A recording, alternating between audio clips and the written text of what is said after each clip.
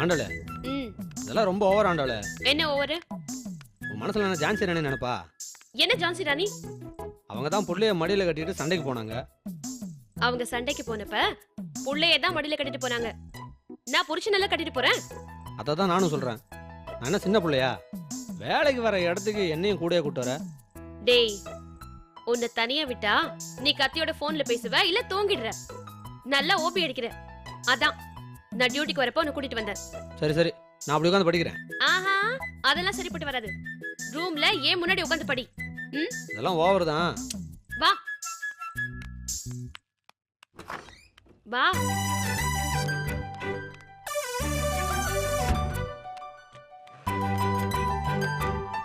உட்கார்.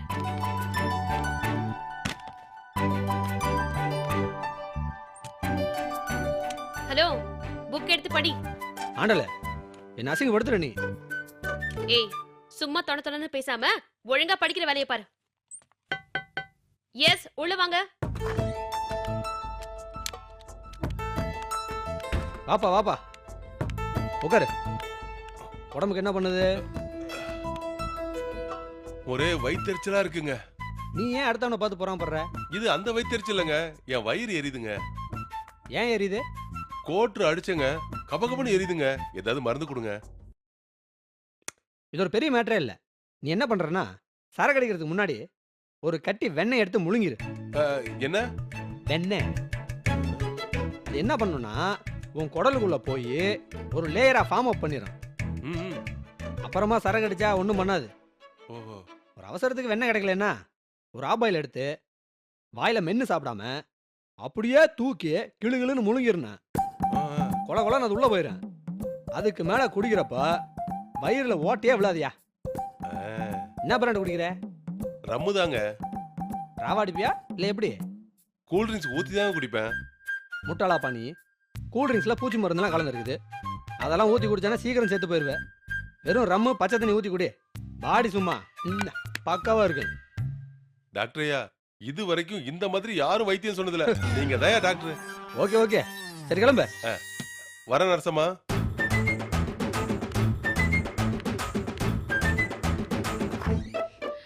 ஏய், என்னடா அவனுக்கு? இல்லாண்டால கொழுப்பெடுத்து போய் குடிக்க வேண்டியது.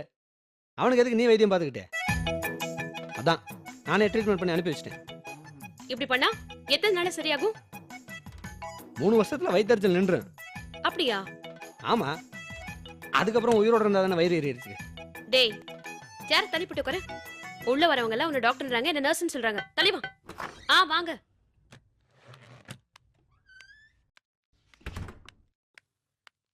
வணக்கம் வணக்கம், டாக்டர். வணக்கம், உட்காருங்க. என்னம்மா பிரச்சனை?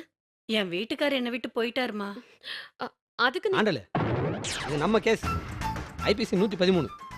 ஏமா அவர் நடிப்பாரா? ஆமாங்க. இது டொமஸ்டிக் வயலன்ஸ் இபிகோ 168. எதுக்கு உங்ககிட்ட சண்டை போட்டு போனாரு? ஹலோ, கொஞ்சம் அமைதியா இருக்கியா? கொஞ்சம் விட்டா போதுமே. ஒழுங்கா புக் எடுத்து படிக்கிற வேலையை பாரு. டாக்டரம்மா, இவர் யாரு? நம்ம பையன்தான். என்ன டாக்டரம்மா சொல்றீங்க? இந்த வயசுல உங்களுக்கு இவ்ளோ பெரிய பையனா? ஏங்க, நான் அவங்க பையன் இல்லைங்க, புருஷன். ஆ?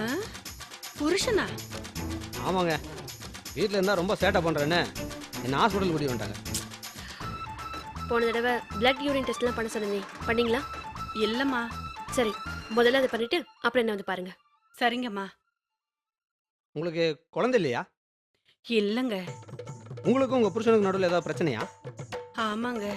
அடிக்கடி அவங்க கிட்ட சண்டை போடுவீங்களா? ஆமாங்க, சண்டை போடுவோம். அப்புறம் எப்படிங்க குழந்தை பிறக்கும்? 4 நாள் ஊட்டிக்கு போயிட்டு வாங்க. அப்பயும் குழந்தை பிறக்கலன்னா அப்புறம் டாக்டர் வந்து பாருங்க. நல்லதுங்க. ஆமாம்மா, நல்லது, போயிட்டோம். சரி, வரங்க.